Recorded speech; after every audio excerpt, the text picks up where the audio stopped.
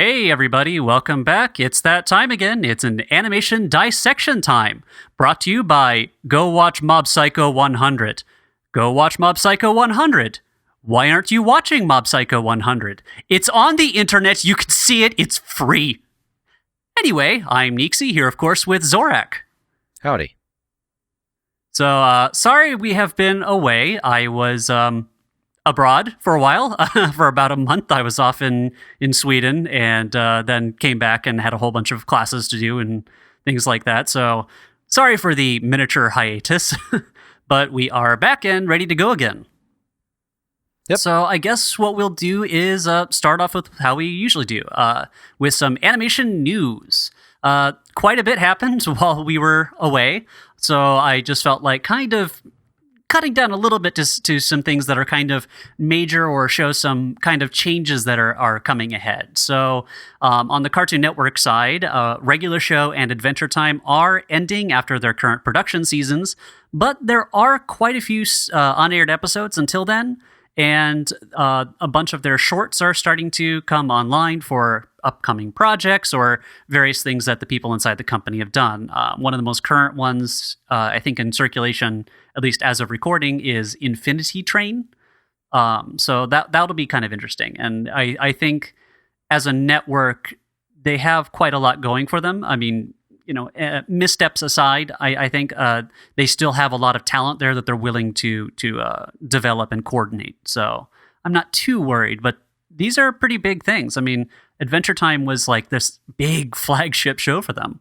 Sure. And it was like the spawning ground for, well, I don't want to say spawning, that doesn't sound right. It was the kind of like the school or the I can't think of a better word. It's basically a place where a lot of the creators who are working on their own shows right now originally came from. I mean, Rebecca Sugar and people like that. So yeah, we'll have to see what's going on. I mean, I think this is overall a very good thing. I've been very vocal about my opposition to series that don't actually have an end, and certainly not one that has an end in sight ever. So, like the certain yellow-colored family that has been renewed for a 30th season.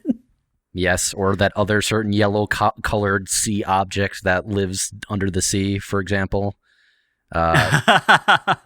Yeah, what is it with yellow things? But yeah, hey, that makes me more interested.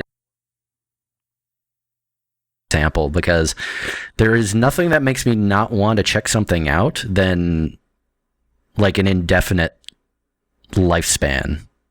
I know that's kind of weird, but yeah. I think it makes a lot of sense. I mean, a lot of times, when something doesn't really have a beginning, middle, or end, or it becomes kind of too weighted down with its own history, it becomes very difficult to really do anything new with it. I mean, like, a lot of these animated series have elastic universes in one way or the other. And while they have that ability to stretch and change, if they change too much or try something too adventurous, it can kind of break the series in a lot of ways. And otherwise, if you're not going to break it, it's going to end up becoming stale. So it's this delicate balance that I don't think a lot of long-running series are necessarily able to do well. Yeah, and it will be interesting to see how these new ones turn out. Yeah. So, but either way, I mean, I'm not too worried. So we'll just have to see what's coming out of it. I mean, it's just interesting. It's one of those end of an era things. So we'll have to see what comes up down the pipeline. But I think they've done a pretty good job of keeping their talent inside, and kind of just cultivating it. I mean, again, they've also made some missteps, if I want to call them that. Things like I think the Powerpuff Girls reboot was not handled particularly well. I don't think that's necessarily a controversial statement. Although that one got renewed for another season, so maybe that's going to be their second chance to try to do better this time, but we'll see. Yeah, I mean, I'm glad that they're at least being forward-thinking enough that they're willing to just go, okay, we've reached the point where going past this point is probably going to have diminishing returns on these series. We should probably actually have something of an end in sight, because Adventure Time, sure, it's saying like, wow, it's crazy that it's ending, but it's also been around forever. Like, same thing with regular show. Like, both those have been around for like, has it been like a decade now? It might be in that vicinity. It might almost be. I think, Adventure Time also existed long before it even became a TV series. I mean, it was originally a short film that was produced by Nickelodeon, and then it was eventually shopped around to Cartoon Network. The other thing too is with Adventure Time, the original creator, Penn Ward, left the production. I mean, he's not really. I mean, he's kind of in charge, but he's not really the showrunner anymore, and he hasn't been for, I think, the last couple seasons. So it's one of those kind of situations as well. Yeah, I mean, who knows? who knows what the future has? But I believe that there's some good stuff coming down the pipeline. Something I'd like to see them do, which I think would be interesting, is if they do more things like Over the Garden Wall. So they have maybe a lot of series that might be meant to run for a long time, that don't necessarily have a short shelf life, because they're pretty much like pure comedies, and there's not going to be as much weight around them, so that way they can last something like 5 or 6 seasons with no problem. But then maybe in the meantime, start telling serialized stories, things that are, maybe 12 episodes, and tell a complete tale and allow them to experiment more and do new things. I mean, I think Over the Garden Wall was a really great experiment for them. I think it was at least artistically successful. I don't know whether or not it was a financial boon for them, but it would be kind of neat to see them do both kinds of projects, rather than trying to put all their eggs in the basket of making a long-lasting franchise every single time you do a new story or series. And I think that's it's really a great bit, because it's episodic content matches really well to Cartoon Network's model. They're in the ad selling business. They're not in the, hey, narrative business that, where we can then package it up afterwards and then sell it on DVDs and Blu-rays. Like, I'm sure people are buying DVDs and Blu-rays of Adventure Time and, Steven Universe, but I don't think that's quite as massive as even like, people buying other, sequential shows like, all of the HBO originals and whatnot. It's a very different market. So to a certain degree, they're kind of married to episodic content because they are aimed at kids. Kids do not buy DVDs. Kids do not buy Blu-rays. So, well, to be fair, almost nobody's buying DVDs of things anymore. That market has really kind of collapsed on itself with the availability of streaming. I mean, Cartoon Network itself has most of its shows pretty much available for streaming at this point. But I think you are correct in that their moneymakers really are doing these kinds of episodic content with no real continuity. And it makes sense. I'm just saying it would be nice to see them do more things like Over the Garden Wall, in addition to these other longer series. Because I think what happens is if you try to invest too much in making every single thing a franchise, you end up having quite a few failures that hit really hard. Whereas something that you kind of just do as a short-term thing and then just let it go might not have as much of an impact risk-wise per se, but might not make as much money in the end because you don't have the same merchandising opportunity or things like that. I mean, it's a difficult balance, and it's more like I'm kind of curious about how the current market will work and the viewing habits and various things like that. I mean, and it's very difficult to predict what's going to really be viable right now. I mean, we're just in this huge period of upheaval with just the way people consume the content itself. So, yep, a lot of variability. Not sure. Yeah. Well, and speaking of variability, it seems that Crunchyroll is now kind of going part Netflix by directly investing in original programming. So one example is a recently published collaboration with musician, what's his name? Porter Robinson, something called Shelter.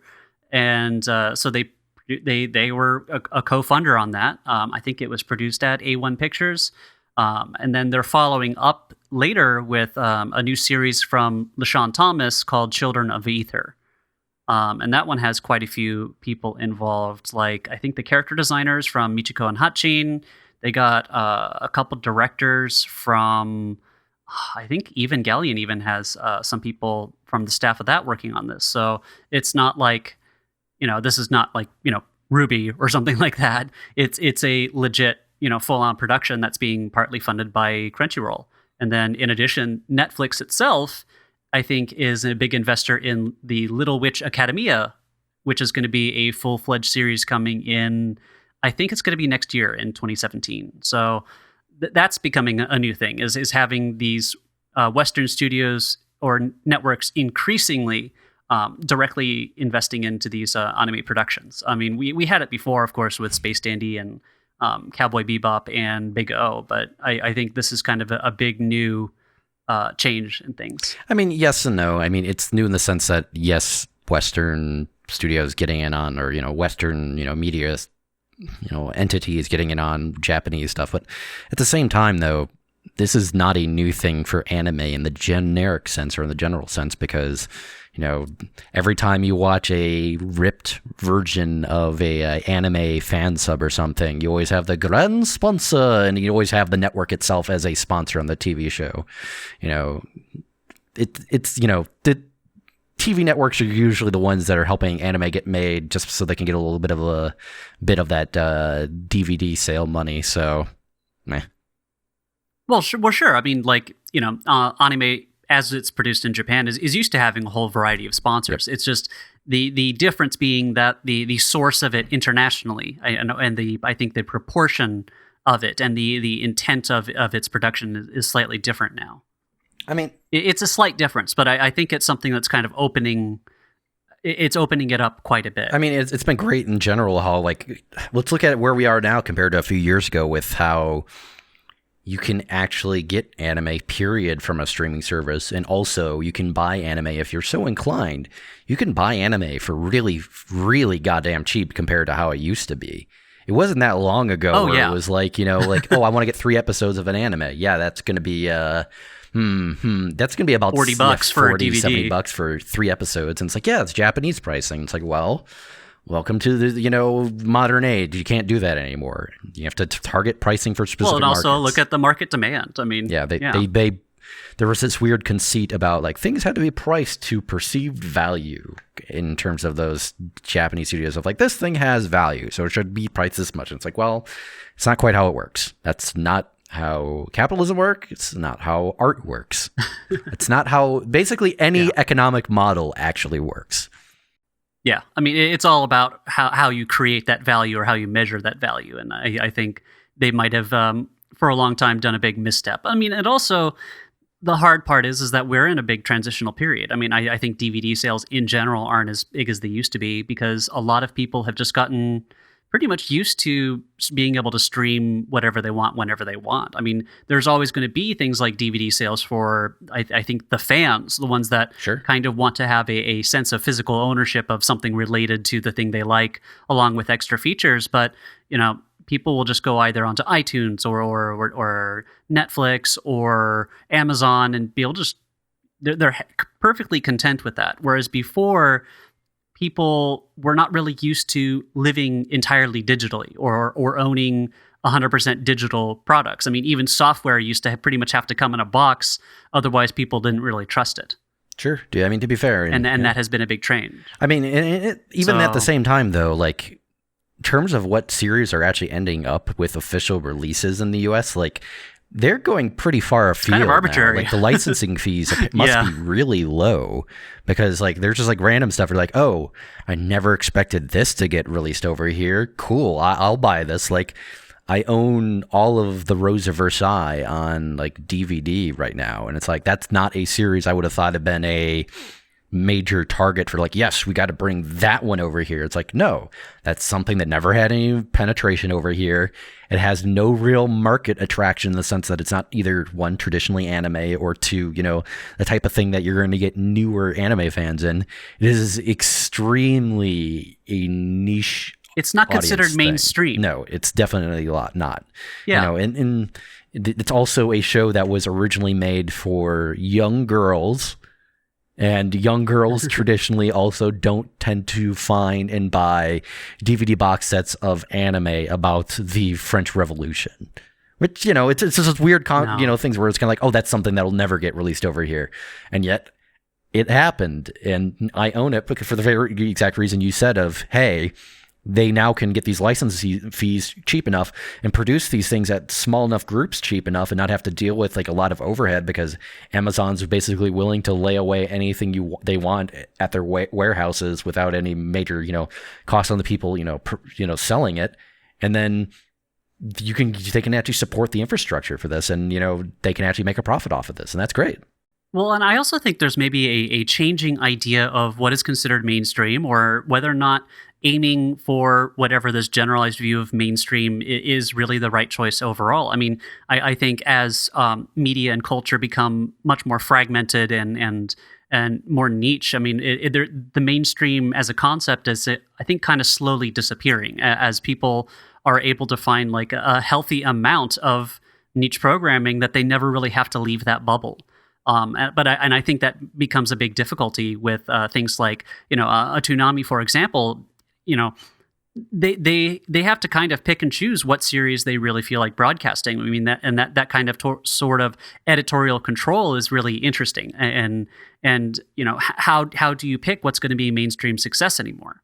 Because I think the medium itself has become very niche in a lot of ways. It's kind of interesting how actually, you know, you wouldn't think it, but with prices getting cheaper and with the, you know, audiences and DVD sales becoming less important, we're actually becoming as a market more like the Japanese anime market in terms of that sort of thing, where niche works can be made and then be sold to a hyper fan audience at exorbitant prices, and that can justify the production in and of itself, because you can say, okay, there's a dedicated 1,000 people, they'll spend some stupid amount of money for this thing, and that's fine.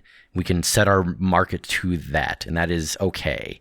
We're actually moving more in that direction as a consumer market when it comes to animation and such. Whereas in the past, it would only be the big things that would actually end up over here. I think the same thing applies to games, and I think a lot of that is similar to the crowdfunding effect. I mean, or at least that has an effect on crowdfunding as a thing. I mean, a lot of people are spending something like they'll contribute maybe $70 to $100 to a project, which is more than an average consumer would in their life, you know, in actually buying said product. I think it's because people are much more aware of how things are produced, and they kind of are looking elsewhere. They're not finding what they want out of the traditional system of you know, the test audiences and what is considered mainstream. So they're looking elsewhere, and there's a lot of independent creators or you know, just studios that are producing niche content that, you know, the demand is there. Whether or not it'll be sustainable in the long run, I'm not sure.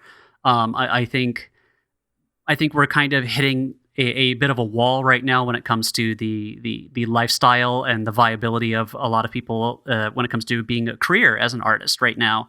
As something that's kind of related would be the current voice acting strike for video games, and whether or not being able to pursue those careers. I mean, a lot of people think, well, you know, oh, animation's really easy. You know, it's just drawing pictures. That's what kids do for fun. It's like, no, it's a cultivated talent that takes a lot of people a lot of time to come together, and even then, the results might be, you know, only medium at best. And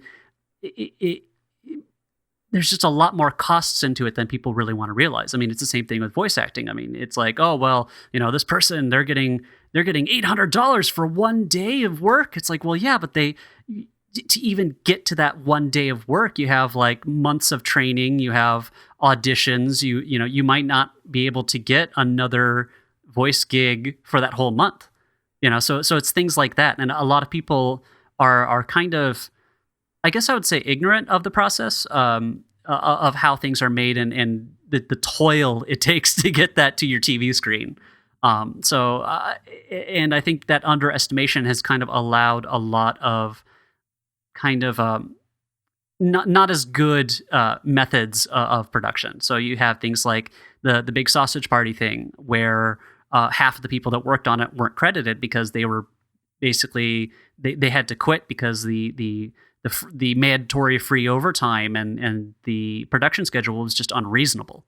And we're seeing a lot of that increasingly, especially in Canada. They had a report that came out showing that just the amount of the unrealistic deadlines and again the mandatory unpaid overtime was just getting absolutely insane.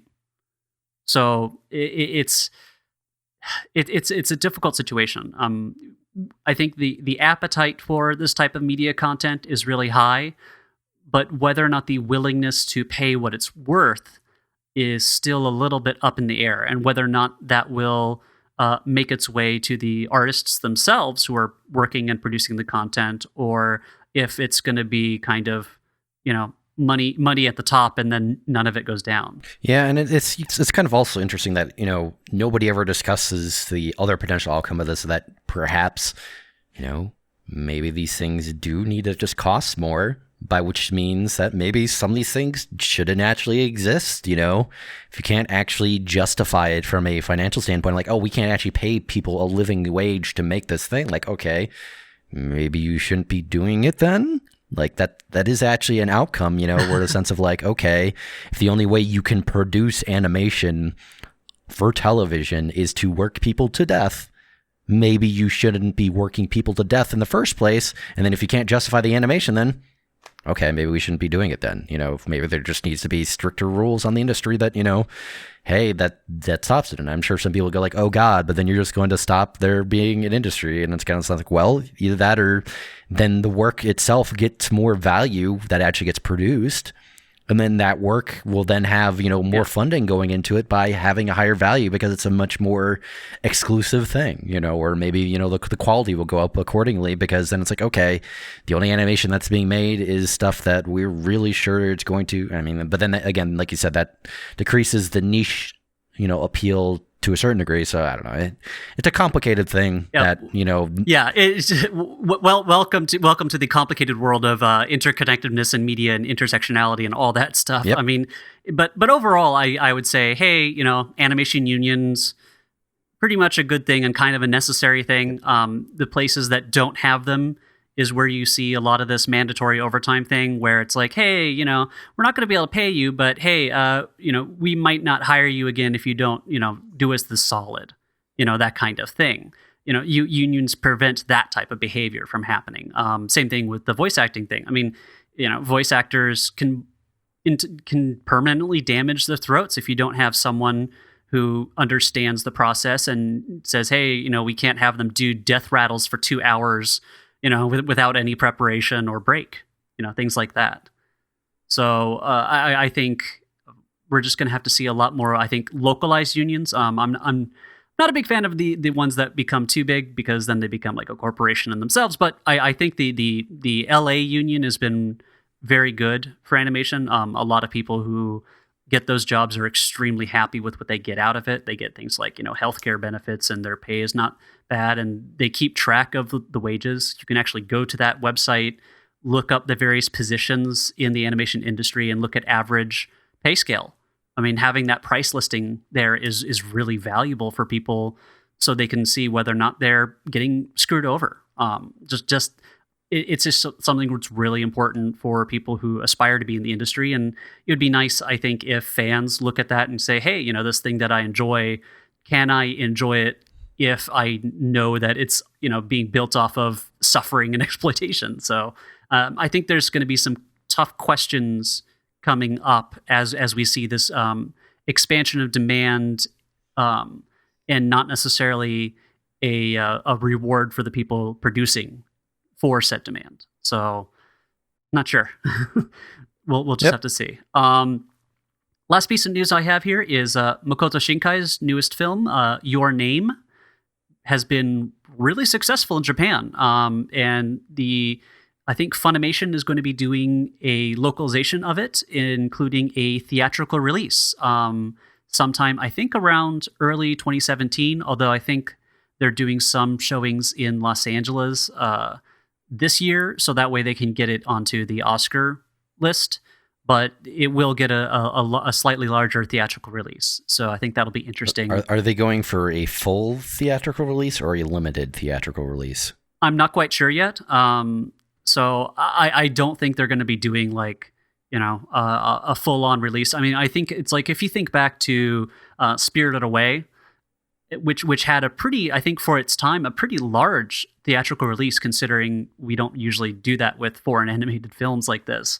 Yep. I think it might be around that level where it'll be at least somewhat distributed around the country and not just, Los Angeles and New York and that's it. So sure.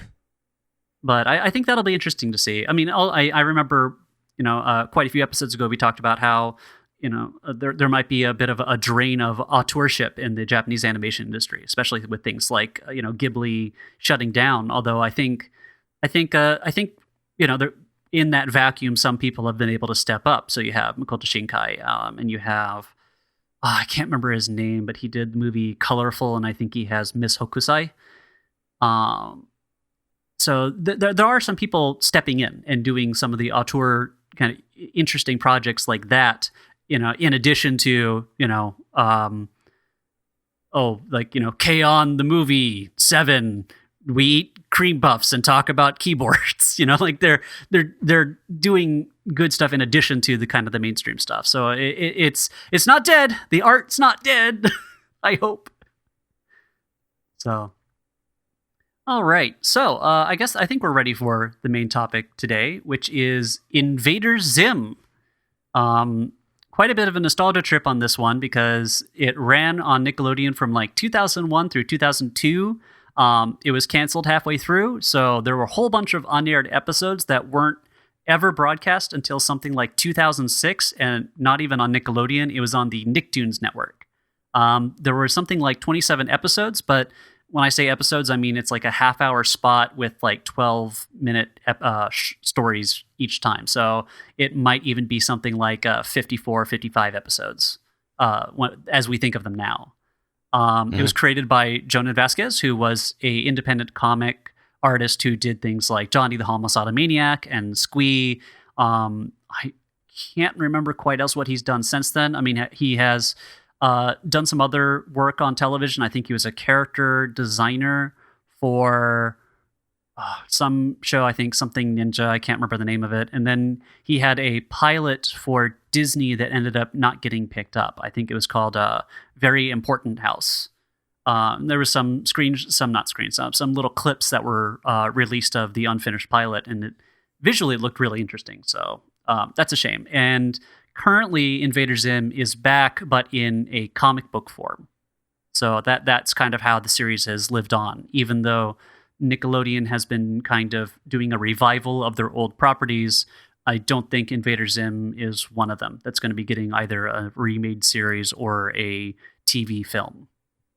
So, yeah, so in preparation, I made sure to watch every single episode, including the ones that I had actually not seen, the ones that were produced later. I kind of picked out a few episodes that were kind of notable to me. But I think before I get into that, I kind of want to talk about the visuals, which I think is, one of my favorite aspects of the show. So I think it's probably, especially given its time period, it was, I think, one of the most visually ambitious shows I've seen in a long time. I mean, I think even now, its use of cinematography, depth of field, camera angles, a lot of the action. Sorry? Squares. It's use of squares. Yes, the angular style. But I'm talking about in terms of direction. So, like, even before I get into the art style, I looked at the camera compositions, the movement, the choreography, and kind of like the cinematography aspects. And I thought it was really interesting in that regard. You had a lot of neat foreground, background use of various elements. It had kind of like a parallax effect at certain times. I mean, you just didn't see it in shows like, Rocko's Modern Life or Rugrats or things like that. I mean, or you don't really see it as much now, where things are much more stage-like as opposed to film-like. So I really thought that was impressive. The color palette was an interesting change from the time period too. I mean, I think the advent of digital color was, everything looked a lot like The Simpsons. I mean, everything was very bright and highly saturated, and there wasn't a lot of use of kind of these dark pastel colors, and there wasn't a sense of using a unified palette. So it was really interesting. So you have in this one you have like a lot of maroon colors. You have everything kind of has this kind of slightly dark, ruddy tint to it that kind of gave it this feeling. So like a lot of violets, a lot of I mean, it looked different from a lot of stuff at the time period. Although I think a little bit of that is a bit dated, of course. It kind of came out of that kind of grunge aesthetic.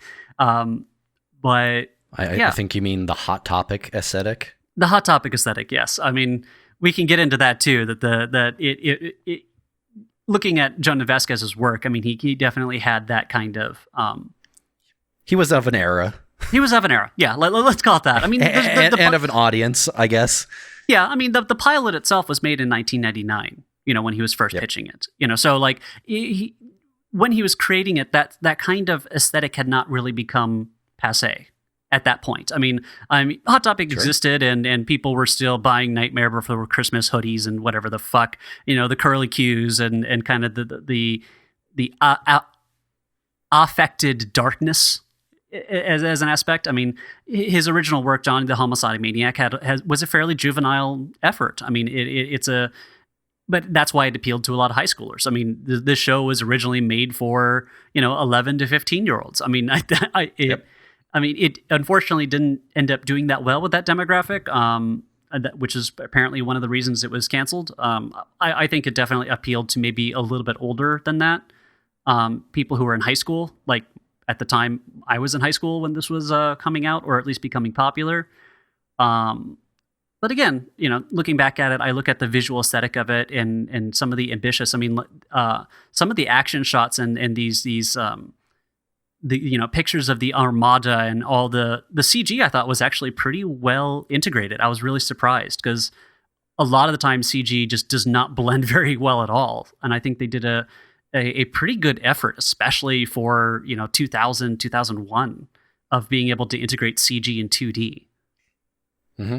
So, part of that comes down to the aesthetic in the sense that the shapes that they use work well with the CG that they use. Though they still also here struggle with the differing rates of traditional animation and CG that just drives me up the fucking wall. Like a frame rate. The ships are too fluid for the actual level of animation everywhere else, and it drives me insane. Like it's fine. It's not as bad as in certain things, but it's still kind of the sense of like. This was the learning period for CG. That was something that people apparently hadn't figured out yet. There are certain animation, cultures that still don't have that really down pat. Cough, Japan. So that's just a thing. Yeah, but in general, I think a lot of it visually holds up. I mean, I think it still has a unique look to it. When I compare it to the television market in which it exists. I'm not talking about for us, we look at online culture that has, sprouted from it. Yeah, the aesthetic has been, hashed and rehashed and chewed up and spat out and turned into a variety of creepy, strange OCs and comics and things like that. But when I look at television, at least TV animation, I haven't really seen anything like it before or really since. I mean, the closest thing I could think of before would be like that Tim Burton one, Family Dog, or something like that. I mean, that would be kind of the closest equivalent, but those are still pretty rare. So I view it really as just an interesting thing. I mean, in terms of visual aesthetics, yes, I would say that's the case. In terms of sort of the cultural mindset or the sort of approach it takes in terms of humor, the attitude, you could say. I'd say that there have been works both sin and past. To a certain degree, certain elements of its humor are very reminiscent to me of Ren and Stimpy. Not a similar sort of show at all by any means. No. I get in terms of tone, I think, and darkness level. in terms of like irreverence at times, and in tone, and often sometimes gross out humor. There are very much of a similar vein where the kind of they're finding like, okay, within this framework, how much can we, push the lever? Can we get how much can we get away with? Exactly, Yeah.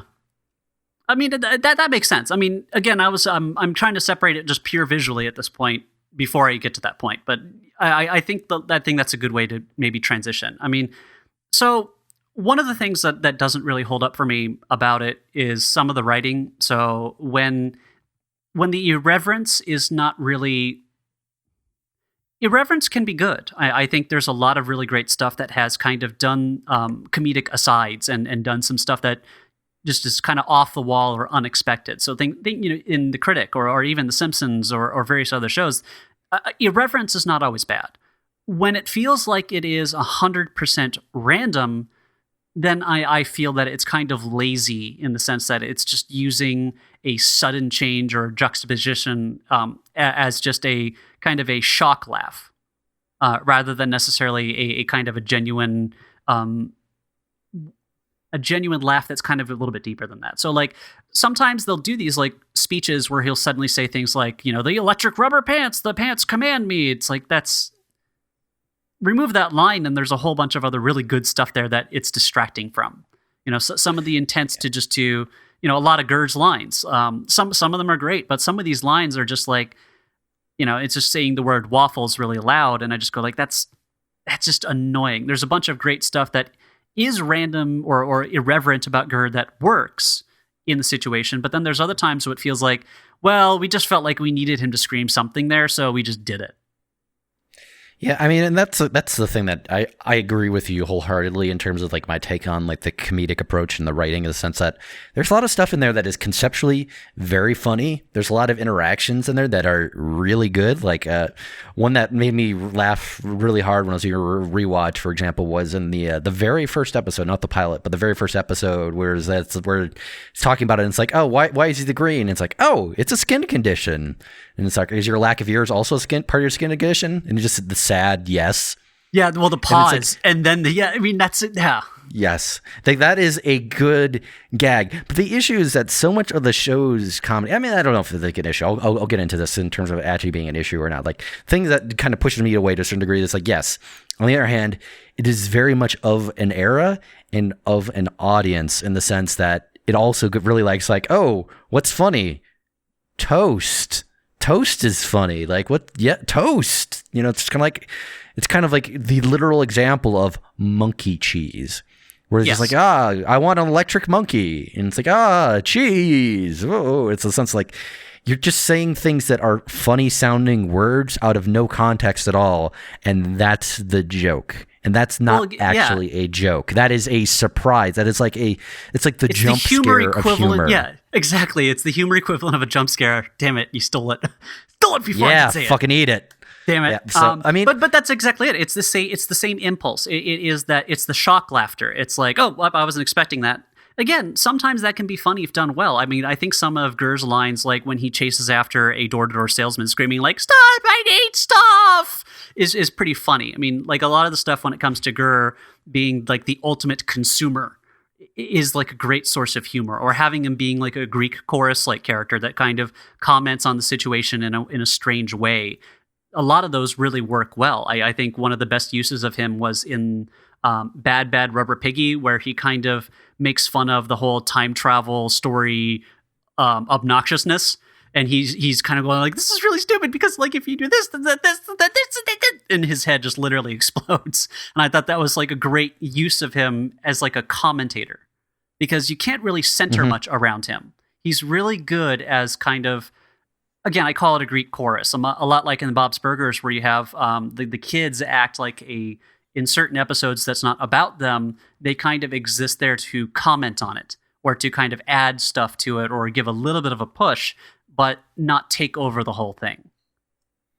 And that's partially for like Gur in particular. The part of that is the fact that he's really not a character, because he is so far in the direction of the random humor that, that's one of the things that I really struggle with in this series. Coming back to it now is the sense that so much of it is based on the thing that everybody's insane and a moron, that it's just kind of like, oh, so like nobody is relatable or, at all.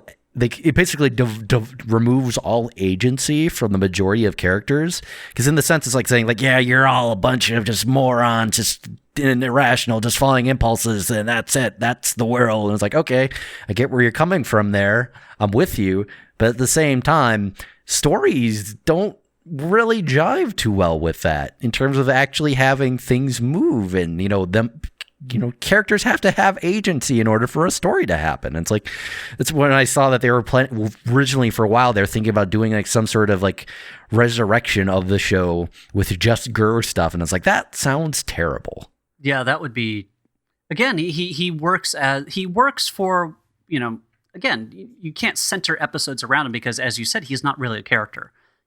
His wants and needs. I mean, it's kind of fitting that they picked a dog for his costume, because that's kind of what his personality is. He's excited about something in the given moment, doesn't really think about the future, but there's not much depth beyond there. And so trying to center a narrative on top of him is just it doesn't work. And luckily, I think the show is smart enough to have not done that for the most part. If they have him be a central part of the episode, they view him kind of like a problem to be solved.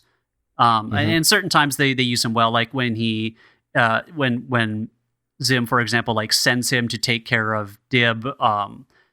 His way of solving the problem is just to be like kind of a nuisance, or he just gives up. I mean, those are great jokes, but it luckily does not try to go further than that. And I would say also, just talking about the whole like removal of agency, like that's also just a problem in general for the show, in the sense that there's no real stakes to anything. And like, yeah, it's a comedy series, you don't have to really have stakes. You can have things, end with like the planet blown up or shit, but they also don't go that far either, in the sense that everything is also really constrained by the sense that okay, we have to return to the status quo. And it's kind of like, okay, you're wanting to maintain the status quo because that is the vehicle for your gags.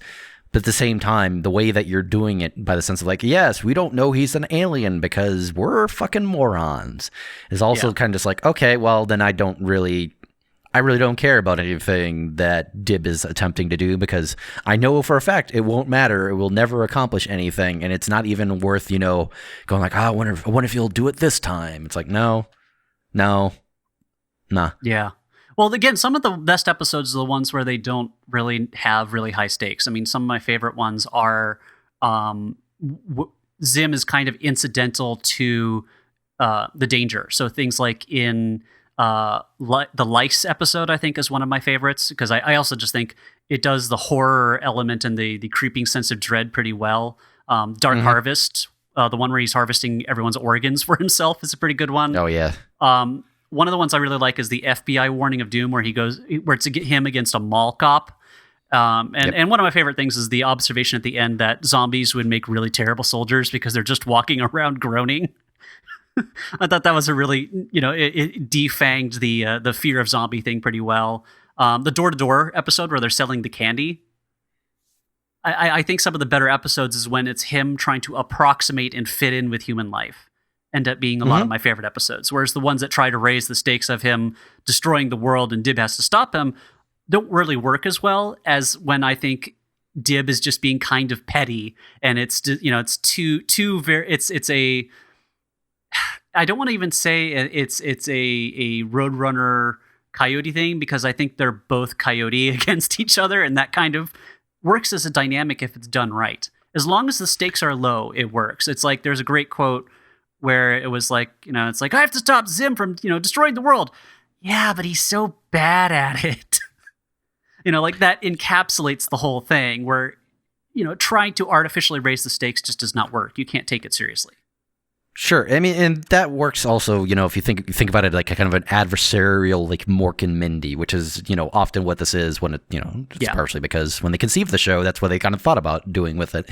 But, the other thing with that, though, is like, yes, him being bad at it, but the part of the thing is that he's also got access to like too much resources that it, the fact that he's able to do incredible things, and then like, okay, but he's a moron, so we're just going to reset it. Just, hand wave the fact that, he's selectively efficient and competent, when it feels like if they reeled that in a bit, where it's kind of just like, yes, he can't actually accomplish anything and he is totally ineffectual, and that is actually the case, it would make more sense than the fact that like it's like, oh, he is actually very effective. It's just that he's a moron.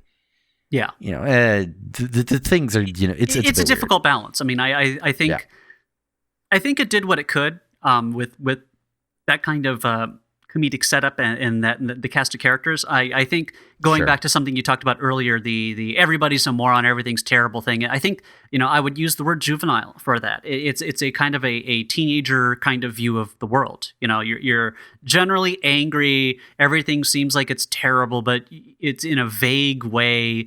Everybody else is dumb. Things like, I mean, it definitely feels like I'm looking through the world through the eyes of a teenager, a very cynical one. That also goes for like the level of the style of humor in general in the show, in the sense that it definitely, for as much as Nick says like, oh, it failed to really meet its audience things, but it feels really targeted exactly for that audience. Like we made the gag about the Hot Topic aesthetic earlier, but like that is a store that also very much preys upon that style of humor and that kind of audience. Like the or that sort aesthetic. Of like teens. Yeah, exactly. Where it's kind of like, as far as shows for that go, for that audience go, I think, this show still is good for that, type of thing. But, sense of like, is that really the bar that we're setting necessarily, And, well, the rubric I'm using to grade it, I think is I'm trying to think back for the time period and what else was kind of going on, both, I think, artistically, like what other shows are around, but also I think even just socially and politically.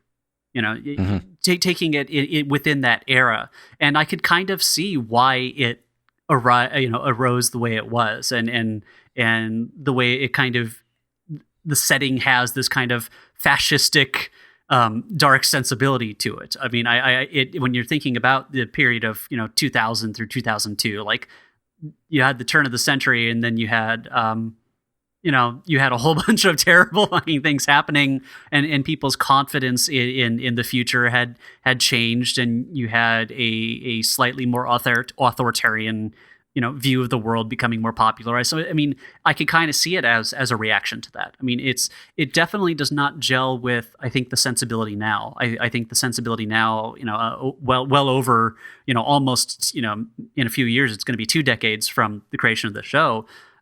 Has just changed its outlook on the world and how we, what we're entertained by. A lot of stuff is not really as mean anymore, humor-wise, as it used to be. I think some people, the whole anti-PC thing are not happy with that transition, but it is, I think, the overall thing is that humor now has just changed, and the aesthetics and kind of the way we view the world. So the rubric I'm trying to apply to it is both in its time and then does it hold up? They're kind of like two separate things. Sure. Certain elements I think hold up, but there's plenty of elements that I just go like, that needs to kind of remain in its time period, or I've just outgrown. I as a person, I have outgrown finding that type of worldview compelling. Yeah, and then, that also goes in hand with like the monkey cheese type stuff, where the sense like, for that era, for that audience, that type of stuff is really funny. I used to think that the word cheese was hilarious. I have no goddamn idea why. It's kind of sense like, why did I obsess over that as a concept? Like, that's a great punchline. It's kind of like, or the word waffles and things like, I mean, it's just, it's like, well, it's like how, when you see like a baby just suddenly laughing at something, it's a stage of development, I guess. Sure. I have to say, though, one thing that really actually has held up for me is the episode Game Slave 2. Mm-hmm. Because that kid, Iggins, that kid still exists. Like, that kid is like the proto version of Gamergate. It's so kind of amazing. That characterization has really kind of stood the test of time. I still see that type of person around. It's kind of fascinating how that one has that observation culturally, 15 years ago is still somewhat relevant. I mean, speaking of internet stuff, it is interesting really much how Invader Zim, even though it's not like an internet focused thing or even a product of internet culture, like how much it reflected the internet culture of that era, in the sense like that when I look back at Invader Zim, it's like it reflects to me what in the internet of the early 2000s felt like. In terms of the start of DeviantArt and things like that. Well, no, just like even like within some of the communities I used to spend a lot more time, like the sense like gross out humor was really funny. Like this inexplicable just randomness was very funny for whatever reason. The notion that everybody's stupid and everybody's a moron and that's just life and type of stuff, and it kind of sounds like that was that was of an era to me, and it's kind of interesting how like internet culture has or hasn't in certain ways like evolved past that point, where people are like, wait a minute, actually, there's a lot of stuff going on here, and empathy is a lot bigger of a thing now these days, maybe not used as much as we'd like, but, people are, I like to think in general, a bit more empathetic, at least maybe it's just the different circles. Or considerate, or at least consideration sure. is now a valued concept or a valued trait as opposed to, sure. But I mean, that type of gross out humor, when I look at things like Rocko's Modern Life, when I think of Ren and Stimpy, I mean, I think the 90s was definitely a big key period for that type of cutting, I don't want to call it cutting edge, but I mean, that type of edgy, gross out humor was definitely a popular thing then. And I think a lot of it was a reaction to the overall optimism of like, I think the 90s. I mean, in the 90s, a lot of things were going fairly well, and a lot of people were looking forward to a at least a somewhat more decent future than might have turned out. And there was also kind of a rejection of the 80s, the kind of the conservative dominance of culture, the moral majority, being able to stick it to the man essentially by being gross and being crass and things like that was kind of a way of combating, I think, what was like the big hegemonic principle of the time, which was the kind of optimism and being somewhat serious and conservative and prudish were kind of the mainstream value that was being pushed on people. So the reaction was, okay, for our humor, we're going to undercut that. And this this show was that transitional period between the 90s and the early 2000s and the latter 2000s. So it was kind of it was kind of like the epitome, I think, maybe of or the finest solution, the most saturated solution of that kind of viewpoint that was being developed in the 90s.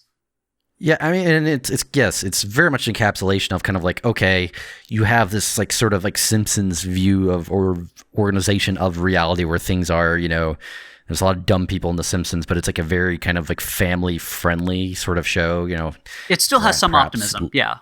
Yeah, and it's got some optimism, whereas this is like very much like Invader Zim is a show that feels made by and for like kind of like outsiders. And who are the biggest outsider, community, or not community, but, group, at least perceived, than teenagers. Teenagers feel, partially because of, that they're going through a lot of stuff right there, that the hormones does that, like they are, an outsider. They're too mature for children and children stuff, but they're not considered mature enough to be treated as an adult, and they feel that they are more mature than they certainly are. And then they're also being saddled with responsibilities. You have the school system. They're starting to get a taste of what the adult world is like. Yep. They're starting to form their own ideas politically and things like that. I mean, it's rightfully a difficult period, not just because of hormones, but just a whole bunch of issues. So this kind of cynicism is very appealing, I think, to a lot of teenagers, because that's just how they're viewing the world. I mean, I think John Vasquez himself, he looks back at Johnny the Homicide Maniac, and he kind of made fun of even his own fans, looking at it as this kind of like guide to life. He was highly critical of it in a lot of ways. I think he realized how much of it was kind of a juvenile cynicism. I mean, it's one of those things. Like, it still has value, but I think it's really easy to dismiss this type of stuff when there's something kind of inside of it that is still interesting to examine, and it has value to the people who are watching it. It gives them a kind of a level of comfort, even if it is a spiteful laugh or things like that. It still has some kind of value. I mean, I mean, that yes and no, in the sense that like, to be fair, people attach to everything. Like, there are people who probably self-identify themselves in the sense of like, yes, I am first and foremost a Ruby fan and a human second. You know, it's kind of like that level of, you know, self-identification. Like, the fact that people are attached to a show, I don't think gives it value, because like, that's true of all creative works. And while personally I don't have any interest in disrespecting people's, you know, interest and enjoyment of media for that reason alone, like, hey, like anything you want, I don't think it's wise to self-identify or, you know, base your entire personal identity and self-image off of a media work that you enjoy. Of course, but yes. whatever. Yeah, at the same time, you know, it's kind of a sense of like, look, this show, I agree, has some humor at the core of it, and, you know, has value in terms of like where it came out, but man, has it not aged well. Yeah, there's definitely, like, you know, as we've been saying, I think, or we agree on that. There's definitely elements of it that have not aged well, and especially I think, you know, it is also very difficult as people who live increasingly online to look the other way at fandoms and as you say, people who construct their identity entirely around the things that they consume. I mean, I definitely agree. When I say it brings comfort to people, I mean, you know, people who are teenagers and watching it and laughing and enjoying it, and then, you know, going on to be a person. There's definitely the distinction between people who are fans of something and those who make the fandom their life, if that makes sense. So, sure. You know, and this thing has a thing with here.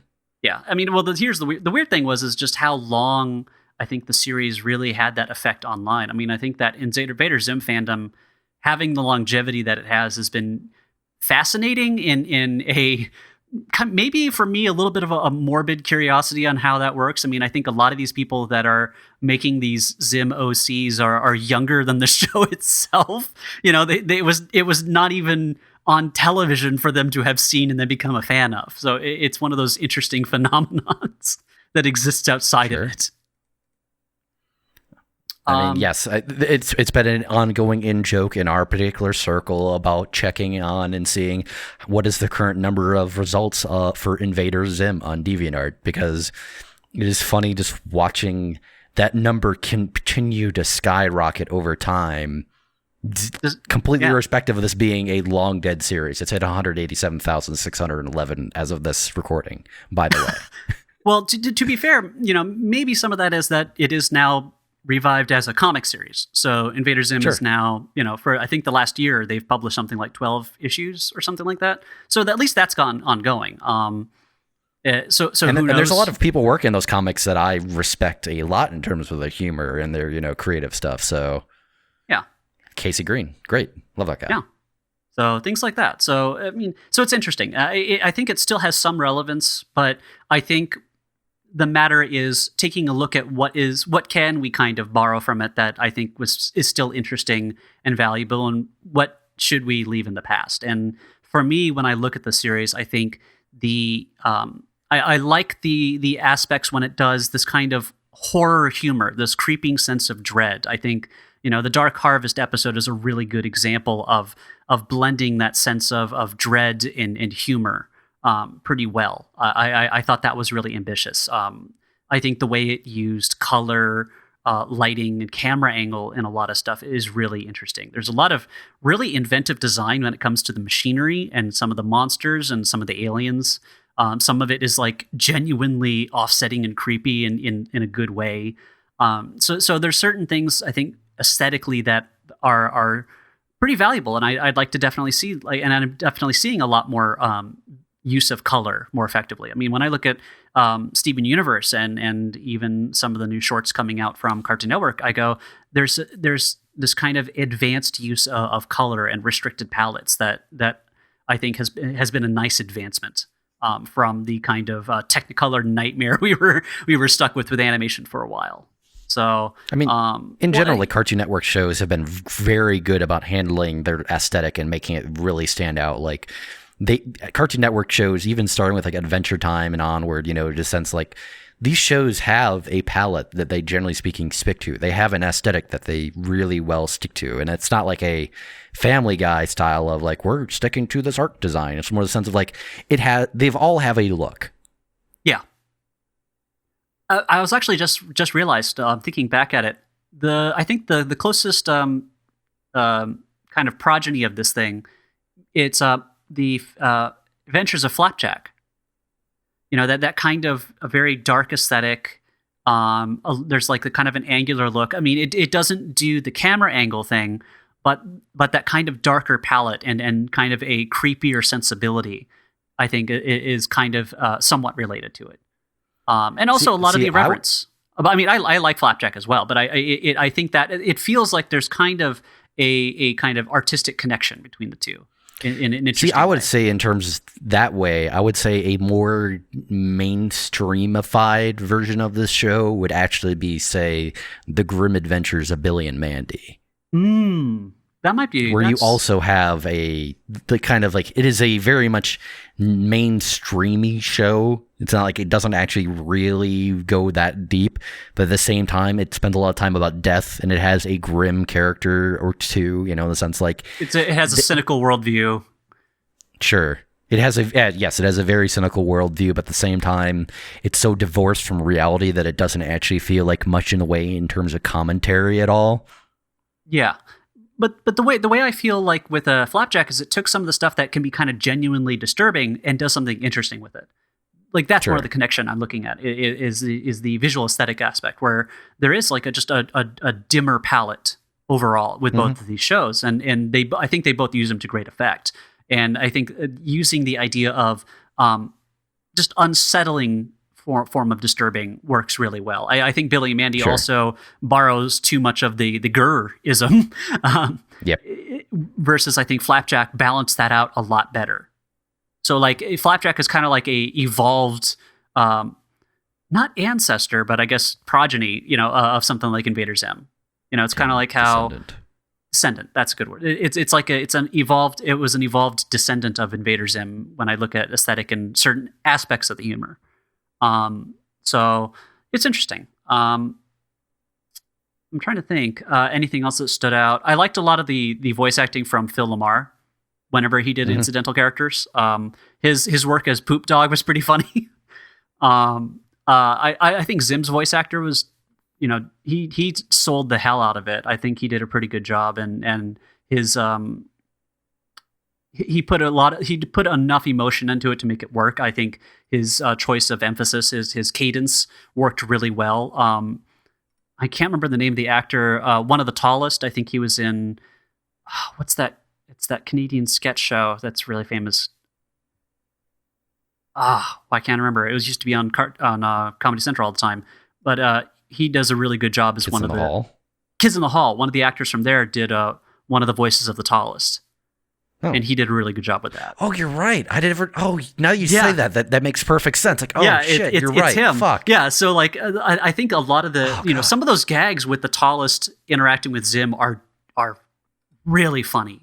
Like it does that. I mean, in general, like I think the whole notion of that alien race about how their society is built up is funny.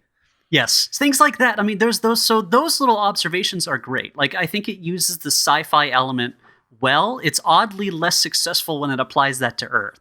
Although sometimes Miss Bitters is pretty funny. Like when she does these weird flashbacks to herself as a child, where it was like, well, I once built a spaceship and it imploded in the vacuum of space.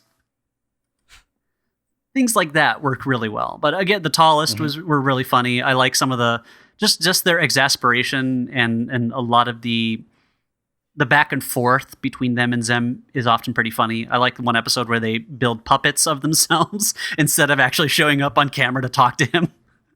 Things like that. Like there's great little gags in there throughout. You know, there's something there. I mean, I think definitely for a lot of people, I think it is definitely worth going back and taking a look at it. You know, this is not me endorsing everything about the series, but I think there's elements that I'd kind of like to see brought back. I think, again, the use of camera angles. I think the direction in the series is done really well overall. I think it did action sequences better than some of the action shows we've had.